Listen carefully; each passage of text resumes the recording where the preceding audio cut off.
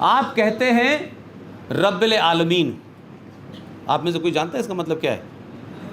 रब्बुल आलमीन का मतलब होता है कि इस संसार को, इस रब, कोई रब है जो इस पूरी दुनिया को चला रहा है।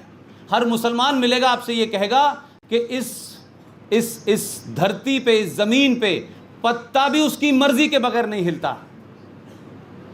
तो ये लव जिहाद क्यों कर रहे हो? ये कन्वर्जन क्यों कर रहे हो भाई? जब उसकी मर्जी के बगैर कुछ नहीं होने वाला है और उसकी मर्जी के बगैर हर चीज हो रही है, तो भाई उसकी मर्जी से ही मोदी आया है।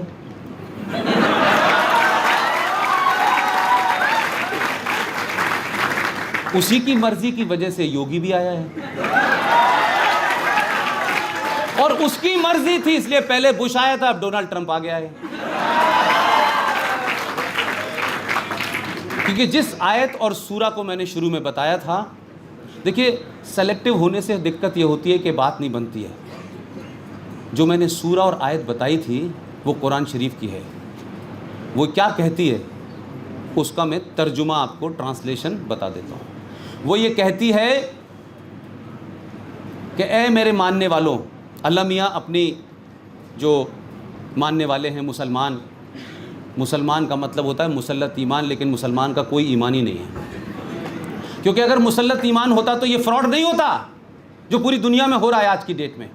आप इस्लाम की सूरत वो नहीं देखते जो अल बगदादी दिखा रहा है, जो उसामा बिन लादेन दिखा रहा है, जो दाऊद इब्राहिम दिखा रहा है, जो जैशे मोहम्मद दिखा रहा है, जो लश्कर तोयबा दिखा रहा है, जो दुख्तरान मिल्लत दिखा रही है, जो IS दिखा रहा है। ये चेहरा नहीं होता, लेकिन ईद पे बकरा काटने के लिए मुसल्लत ईमान हो जाता है।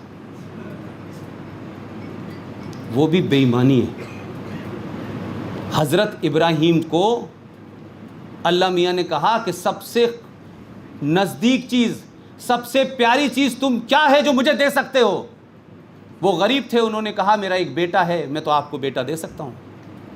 उन्होंने अपने बेटे इस्माइल से कहा कि ऐसे से अल्लाह ने मुझसे कहा है, मैं तुम्हें अल्लाह की राह में देने जा रहा हूँ। बेटा बड़ा खुश हुआ, उसने कहा ये तो बहुत अच्छी बात है कि अल्लाह ने मुझे मांगा है। वो देने गए और वो वहाँ जब पहुँचे और जब उसका अल्लाह की राह में उसको बलि उसकी चढ़ाने वाले थे, तो झाड़ी में से एक, हम उसको आज बकरा कह सकते हैं, उस ज़माने भेड़ थी, वो निकली। तो अल्लाह ने इम्तहान लिया इब्राहिम साहब का। तो इब्राहिम साहब का तो ईमान अल्लाह पे इतना ज़बरदस्त था कि उन्होंने अपनी औलाद को उनकी राह में दे दिया। और जब वो उसकी गर्दन काटने चले तो अल्लाह ने कहा तुम्हारा ईमान मुझ पे मुसल्लत है, ईमान पक्का है, लिहाजा मैं इस बच्चे को हटा करके, उन्होंने अपने करिश्मे से वहाँ भेड़ पैदा कर दी। अब सवाल ये हुआ कि उस दिन से ईद मनने लगी। तो अब ईमान क्या हो रहा है? ना तो हज़रत इब्राहीम है, न इस्माइल है, लेकिन अल्लाह ख्वाब में आते हैं, कहते हैं बलि चाहिए, वो कहते हैं बाजार से ला के काट देंगे, अपना बच्चा नहीं कटवाएंगे। भाई ये चक्कर में नहीं पड़ने वाले हम।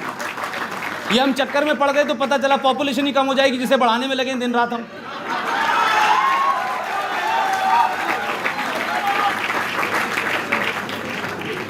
आप जिस चीज को अवॉइड कर रहे हैं,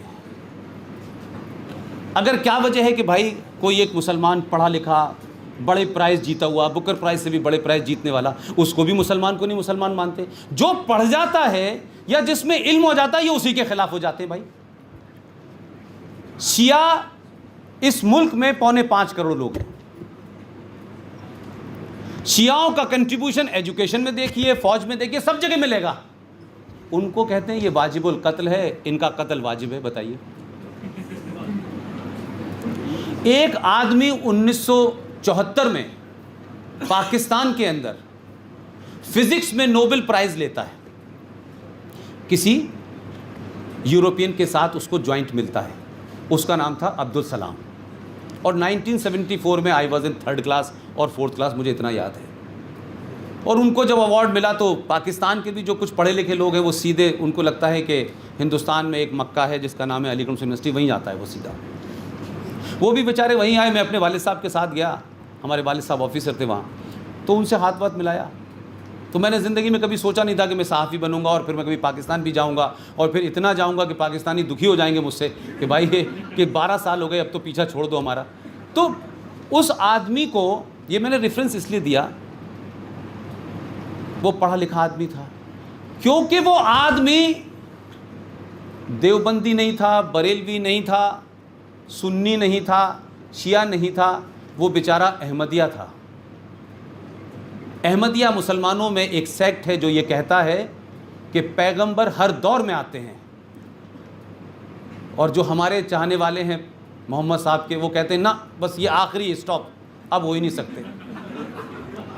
तो उन लोगों को वो मुसलमान नहीं मानते, लिहाजा संवैधानिक तौर पे पाकिस्तान में अहमदियास को गैर मुस्लिम घोषित कर दिया गया, और जब गैर मुस्लिम घोषित कर दिया गया तो उनके कत्ल का तो आपको फिर लाइसेंस मिल गया।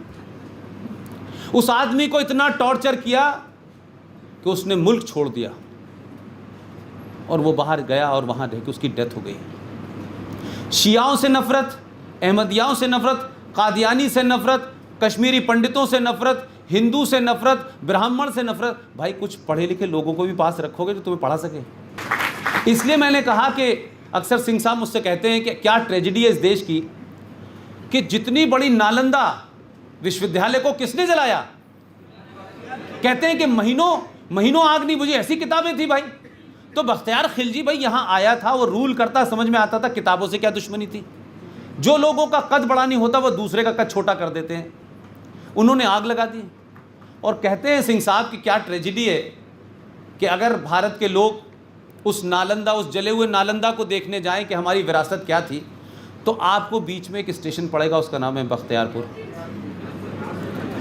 एक ऐसे आदमी ने जिसने इस देश की इतनी पुरानी धरोहर को आग लगा दी, उससे कोई झगड़ा नहीं था, उस कौम के आदमी और उस आदमी के नाम से एक स्टेशन बना हुआ है।